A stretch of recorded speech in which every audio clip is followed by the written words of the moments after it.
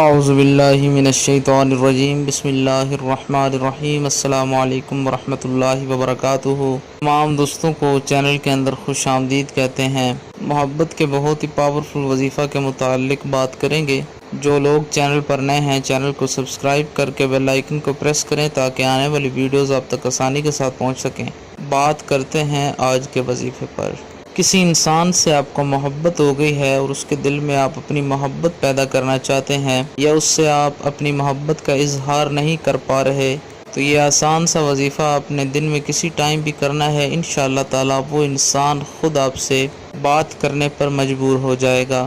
اللہ رب العالمین پر یقین رکھیں اور یہ وظیفہ کریں۔ انشاءاللہ تعالی ہر قسم کی جائز محبت کے لیے یہ وظیفہ 100% افیکٹو ہے۔ اللہ رب العالمین تمام امت مسلمہ کی خیر فرمائے۔ جو لوگ پریشان ہیں اللہ رب العالمین ان کی پریشانیوں کو دور فرمائے۔ جو لوگ بیمار ہیں اللہ رب العالمین ان کو شفائے کاملہ عاجلہ عطا فرمائے۔ جو لوگ چینل کی ویڈیو کو دیکھتے ہیں، لائک کرتے ہیں، شیئر کرتے ہیں، جو چینل کے سبسکرائبرز ہیں، اللہ تعالیٰ تمام لوگوں کے دل کی مرادیں پوری فرمائے۔ کرنا کیا ہے؟ سمپل سا آسان سا وظیفہ ہے۔ تین بار اول آخر میں درود پاک پڑھنا ہے۔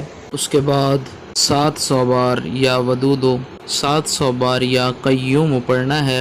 سب سے بہتر اس کا طریقہ کار یہ ہے کہ اس انسان کے جسم کے ساتھ لگنے والا اگر کوئی کپڑا آپ کے پاس موجود ہے تو یہ بہت ہی اچھا طریقہ کار ہے۔ اس کے جسم کے ساتھ لگنے والی کوئی بھی چیز آپ کے پاس موجود ہے، کپڑا ہے، تو اس کپڑے کو اپنے جسم کے کپڑے کے ساتھ مس کریں، یعنی دونوں کپڑوں کے ایک ساتھ لگائیں اور یہ وظیفہ پڑھ کر ان دو کپڑوں پر یعنی اپنے اور اس انسان کے کپڑے کو اکٹھا کر کے اس پر پھونک مار دیں اور 3 بار ان کو آپس میں رگڑیں اور اس انسان کا نام لے کر یہ کلمات بولیں کہ اس انسان کے دل میں آپ کی محبت پیدا ہو جائے۔ اگر کپڑا نہیں ہے تصویر پر بھی پھونک مار سکتے ہیں، اس کا نام لے کر اس کی نیت بھی کر سکتے ہیں۔